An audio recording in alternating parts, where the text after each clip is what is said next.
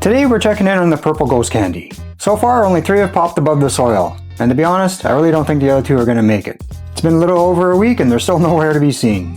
But that's how it goes sometimes. We're also dialing in the environment to give these seedlings the best start possible. Plus I got updates on the Alaskan Do Si Do and Critical Purple Kush, including watering struggles, nutrient tweaks, and how I'm making up for a lack of minerals in my RO water. We'll get into it in a second, but first a shout out to the sponsors for keeping my grow dialed in. Mars Hydro. Quality grow lights and tents to keep everything thriving. Use Taproots Growing for a discount. Seedsman. Biogenetics like Alaskan Do Si Do, Critical Purple Kush, and Purple Ghost Candy. Use code TRG10 for top tier seeds. And US Water Systems. Pure clean water makes a difference in every grow. Use code TRG5 for your filtration solutions. Alright, let's get into the update. Let's start with Purple Ghost Candy from Seedsman. Out of all the seeds I've germinated, only 3 have successfully popped above the soil at this point. These ones, we're still waiting for them. It's been 9 days, so I really don't think these 2 are going to make it. That'll be fine. I still have the 3 to clone from, and we'll have plenty from there. So we'll be fine for that. So like I said, it's been a little over a week. I usually expect to see seedlings break through the soil within the first 3 to 5 days. And like I said, we haven't seen them yet, so we're still patiently waiting. That said, the 3 that did make it are looking strong. They're all standing up on their own. They're not too lanky. This one got a little stretchy, but that's okay. I put a wire there to support it, and it's just barely touching it. It's still standing on its own power. So I've been working on keeping the environment dialed in. I've been having my temps around 75 to 78 degrees Fahrenheit, and I've been trying to keep my humidity around 70%. Keeping the conditions stable is key to getting them off to the best start. So like I said, I was going to be cloning these. The strain's going to be part of my outdoor grow, and I'll be cloning the healthiest plants to share with my friends and family. So I'll be making sure these 3 get special attention moving forward. Alright, so that's it for the Purple Ghost Candy. Let's go check out the Alaskan Do Si Do, and we'll see how she's doing.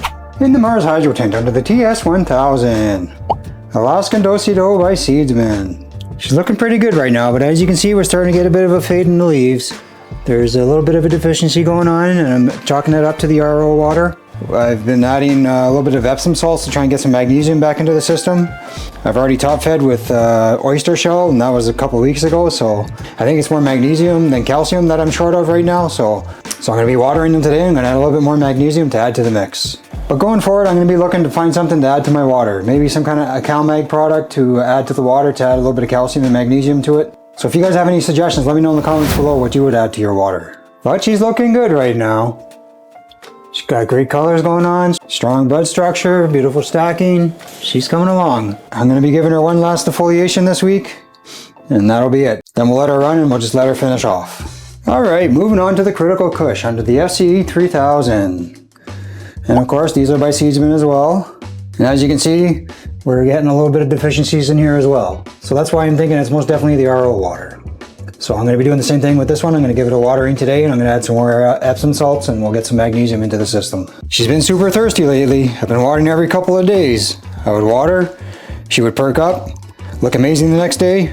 Another day, she would start looking droopy again. So I finally decided to flip her into flower. I gave her her Gaia Green Bloom feed, which includes extra phosphorus and potassium to help with bud production. And again, because of the RO water, I added some more oyster shell for the calcium. This one's been keeping me on my toes, but I think she's finally hitting her stride in flower. I think maybe this week as well, I might give her defoliation as well. She's looking kind of bushy, so I'll get in there, try and clean up the bottom as much as best as I can, depending on how I can get in there. And we'll clean up the top, and we'll get more light penetration into the bud sites. Alright, that's it for the update today. The Purple Ghost Candy is off to a decent start. The Alaskan Do Si Do is looking fire, and the Critical Purple Kush is now in flower. Now I want to hear from you. Drop a comment below. What do you do when only a few seeds germinate? Do you replant or move on? How do you handle CalMag supplementation with RO water?